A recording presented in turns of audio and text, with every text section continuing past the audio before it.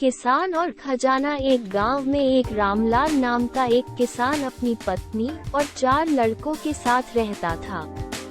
रामलाल खेतों में मेहनत करके अपने परिवार का पेट पालता था, लेकिन उसके चारों लड़के आलसी थे, जो गांव में वैसे ही इधर उधर घूमते रहते थे।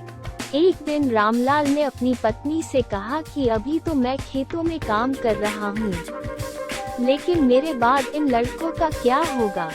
इन्होंने तो कभी मेहनत ही नहीं करी, ये तो कभी खेत में भी नहीं गए। रामलाल की पत्नी ने कहा कि धीरे धीरे ये भी काम करने लगेंगे। समय बीतता गया और रामलाल के लड़के कोई काम नहीं करते थे। एक बार रामलाल बहुत बीमार पड़ गया। वो काफी दिनों तक बीमार ही रहा। उसने अपनी पत्नी को कहा कि वो चारों लड़कों को बुला कर लाए। उसकी पत्नी चारों लड़कों को बुला कर लाई। रामलाल ने कहा, लगता है कि अब मैं ज्यादा दिनों तक जिंदा नहीं रहूंगा।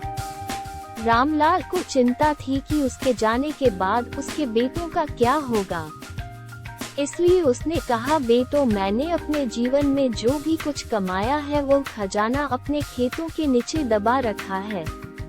मेरे बाद तुम उसमें से खजाना निकालकर आपस में बांट लेना। ये बात सुनकर चारों लड़के खुश हो गए।